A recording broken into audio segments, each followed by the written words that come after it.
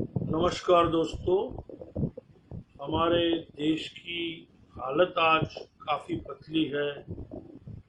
चीन ने हमारे देश को अपनी कूटनीति से चारों ओर से घेर रखा है। चीन के अखबार ने भी, ग्लोबल टाइम्स ने ऐसा लिखा है कि देश में कांग्रेस पार्टी नरेंद्र मोदी की सरकार को तोड़ने में लगी है। चीन अपनी चालाकी में नंबर 1 है और मोदी जी 18 बार चीन के जिनपिंग को मिलने के बाद चारों खाने जीत यानी फेल हो गए, चीन के सामने फेल हो चुके हैं और हमारे देश को चीन बर्बाद कर रहा है। उसके सामने नरेंद्र मोदी अपनी 56 की छाती वाली हिम्मत नहीं जुटा रहे हैं। लोग कहते थे कि नरेंद्र मोदी तो कराची में, लाहौर में घुस के मारेंगे, उसकी जगह यही नरेंद्र मोदी नवाज शरीफ को बिना बुलाए मिलने गए थे। इस चीज को भी चीन ने देखा, अमेरिका के डोनाल्ड ट्रंप ने भी देखा कि भाई ये नरेंद्र मोदी ऐसे आदमी है जो अपने देश के ही सारे नेताओं को कोसते रहते हैं। जो पार्टी ने देश को डेवलप किया, उसका ग्रोथ बढ़ाया, उसी पार्टी को मन में आए ऐसा बोल देते हैं और जिसके साथ में बैठे हैं उसका भी कभी भी बुरा बोल देते हैं। तो हमारा क्या करेंगे? हमको भी कभी भी कह देंगे। इसके पहले ओबामा से दोस्ती थी, अब बोले मुझसे कर रहे हैं।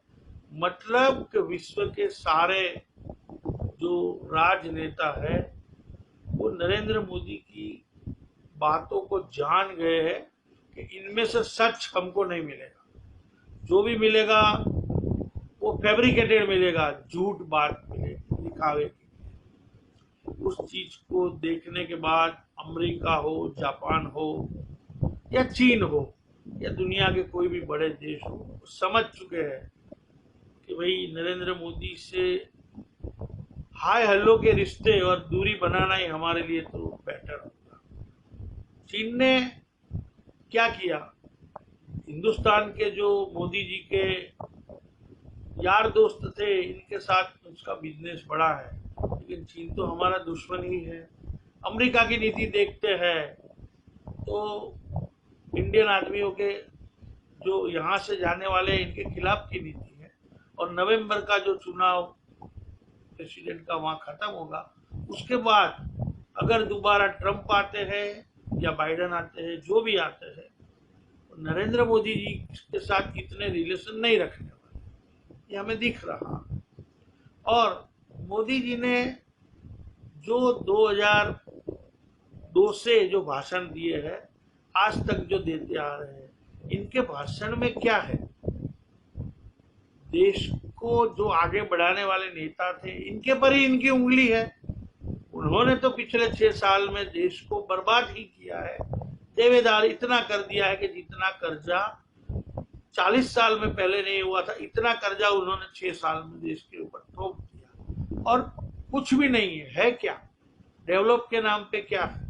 आज भाईचारा टूट गया है, कितने लोग बेरोजगार है, करोड़ों की हालत।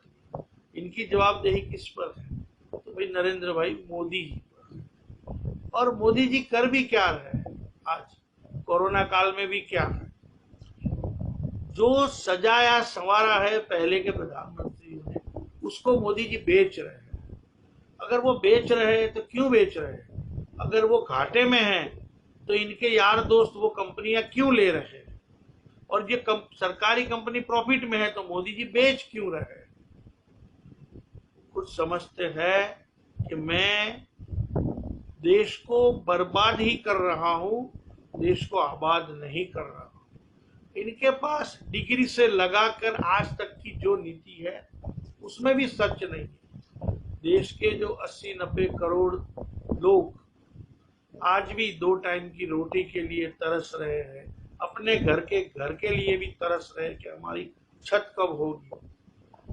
2012 में यही मुख्यमंत्री थे नरेंद्र मोदी, तब इन्होंने इतना बड़ा झूठ बोला था गुजरात की जनता को कि मैंने सरपंचों को, तलाटियों को कह दिया है कि आने वाले समय में गुजरात में कोई भी कच्चा घर नहीं रहेगा, सारे घर पक्के रहेंगे। मतलब झूठ से भरे वादे इनके होते हैं, वादों में सच्चाई नहीं होती। इसी बात को लेकर इनके झूठे भाषण, जो हमारे देश की दूसरी पार्टियों को कोसने वाले भाषण को देखकर ही विश्व के सारे नेता समझ गए हैं कि इनसे दूरी बनाना ही अच्छा है।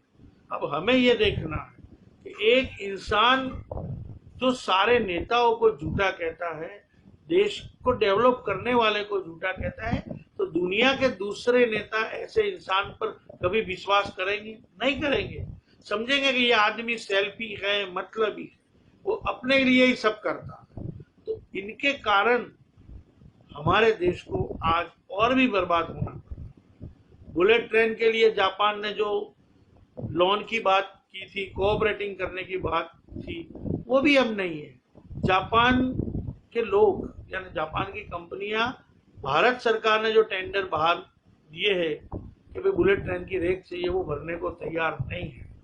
21-22 किलोमीटर की अंडरग्राउंड जो ट्रैक बिछाना था, उसके लिए भी तैयार नहीं है।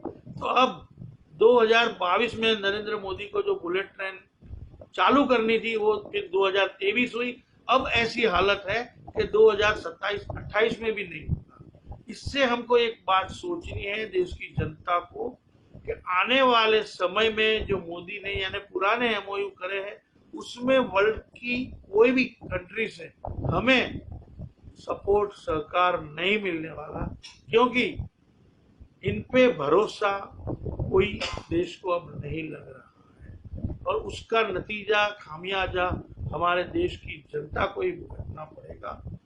मुझे जितना पता होता है इतना मैं आप लोगों के आगे शेयर करता हूं। आप लोग भी होशियार हो। जय हिंद, जय भारत। अहमदाबाद, गुजरात से मैं कल्पेश भाटिया मोदी।